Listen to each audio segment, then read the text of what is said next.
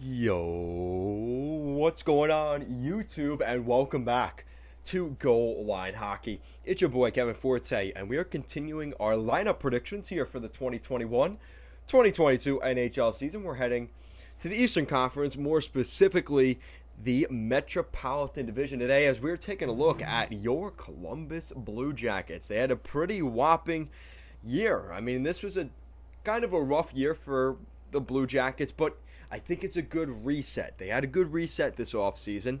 We'll be taking a look at the Columbus Blue Jackets right now. So, looking at their forward lines. Yeah, Patrick Laine, Jack Roslovic, and Oliver Bjorkstrand. Not the best center core. I think Blue Jacket fans and Jarmo Kekalainen would agree with me on that. But Jack Roslovic played really well under John Tortorella last season. There's only one problem. John Tortorella is not the head coach of the Blue Jackets anymore. They brought in his assistant to become the next head coach, which means it's going to be a similar style maybe, and maybe Roslovic just continues to flourish in Columbus in his hometown. But there is some concern about where he really fits on this team, because I think on a really good hockey team, let's be honest, he's probably a third-line center, and this is no discredit to Roslovic, but there's definitely a lack of depth in Columbus, and we'll get to that as we move along. So your second line, you got Liam Foudy, Alex Texier, and Jakub Voracek, the newly brought in guy from Philly. He replaces a guy like Cam Atkinson. I'm surprised they made that move. Cam Atkinson, who is a heart and soul player in Columbus, just as a city, and everything he's done there. It was definitely an interesting move, but I think they just wanted to see some change there. That's why they bring in Jakub Voracek. Adds a little bit more of a scoring touch, and maybe they're looking to add in their lineup, and then just to add a new face. Alex Texier, I think right now he looks like he is going to be, when this rebuild is all said and done, solidify as the second line center. And I think you've got Texier and eventually Kent Johnson, who could be that first line center for the Jackets. Texier is a really good player, and we've seen him develop over the last 3 years now. I'm really excited to see what Texier does this season as he continues to grow. With that said, though, he is playing second line center. That's not an easy task for a younger player, but I think Texier is up for the task this year. Your third line, you got Gustav Nyquist, Emil Bemstrom, and Kevin Stenlund. Definitely an overpayment with Nyquist. He's really struggled there in Columbus, but Emil Bemstrom, another young center that maybe could develop, and I like that player as well. Kevin Stenlund, a good penalty killing guy, a little bit of scoring touch. I really like that third line. Again, tempered expectations. This isn't a playoff team by any means, but I do like the third line for where they're at. Now, the fourth line, things definitely get interesting, and we could see a lot of shifting here before the regular season. You have Hoffman and Chinakhov, who they signed over the summer this year, and they also brought in Sean Kuraly. That was really their big free agent signing this year, and I don't think that's necessarily a bad thing. I really like what they've got with Kuraly. Once he signed with the Blue Jackets, Kekalainen, their GM, had mentioned that this is a guy that we expect to kind of continue to keep our defensive-minded, back-checking, forechecking, 200-foot player culture in Columbus. And a guy like Kuraly definitely solidifies that for the Jackets. You also have guys like Evan Robinson and Nathan Gerbe, who will be depth guys. And I wouldn't be surprised, but it sounds like Nathan Gerbe is probably going to retire. He's had some injury issues, so I don't necessarily know if he's going to be in the lineup this year for the Jackets, but we'll keep an eye on that whole situation. But like I said, you look at those forward lines, there's potential with those centers, like Bemstrom and Texier and Roslovic, even a guy like Foudy as well.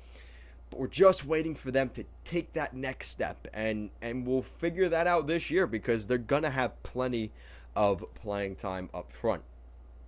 Now, moving on, looking at the defensive side of things, a pretty big blow-up, losing guys like David Savard at the trade deadline last year, losing Seth Jones, who is now a member of the Blackhawks.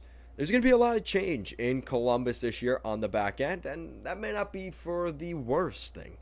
You got Zach Werenski, who just signed that mega giga contract to stay in Columbus, And you also have Adam Boqvist. So you have the former Michigan Wolverine in Werenski and a top 3 draft pick from Adam Boqvist, a main piece of that deal with the Chicago Blackhawks, who he was the 3rd pick from in the draft. I think it was back in 2018 or 2019. So he's still got a lot of potential. I think the Blackhawks kind of missed out on Boqvist. I really think the way they handled him wasn't the best. I think he's going to get more of an opportunity here in Columbus. I think it's for the better of his career, especially playing alongside Zach Werenski. I don't think too many guys would complain about that.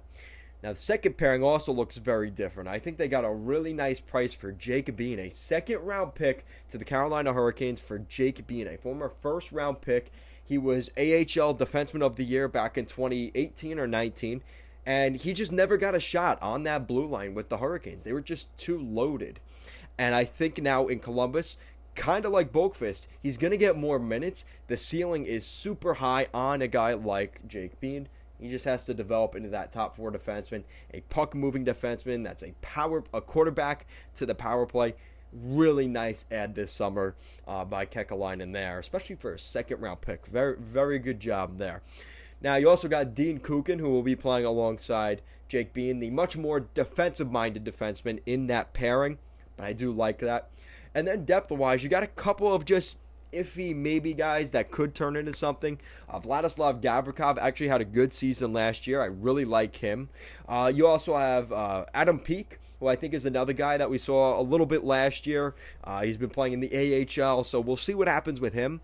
But again, they're going to get opportunities here because of the lack of depth for maybe some of these guys to step up and become cornerstone pieces of the Blue Jackets moving forward. You also have guys like Lucas Carlson and Scott Harrington as depth guys. We'll probably see one or both of those guys in the American Hockey League this year, playing with the Lake Erie Monsters. But as of right now, those are some depth guys to keep an eye on in training camp, maybe looking to steal one of those spots on the 3rd pair. In between the pipes stays the same as last season. You got Elvis Merzlikins and Joonas Korpisalo.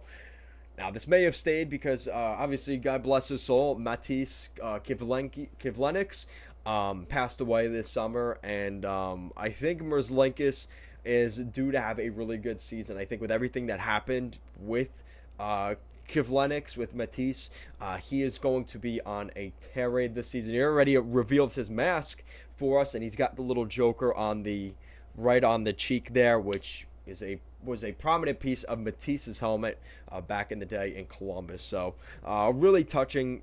Really, this may be a summer of just a reset for Columbus, and I think that's why they kept Merzlikins and Korpisalo, because they were hoping Matiss could be the backup for whoever they decided to end up keeping. Things have obviously changed since then due to very unfortunate circumstance, but I really like the Blue Jackets. Not to make the playoffs by any means. I think they're going to have a really rough season for fans to watch, but the good thing is, there is a lot of potential here. I mean, you look up front.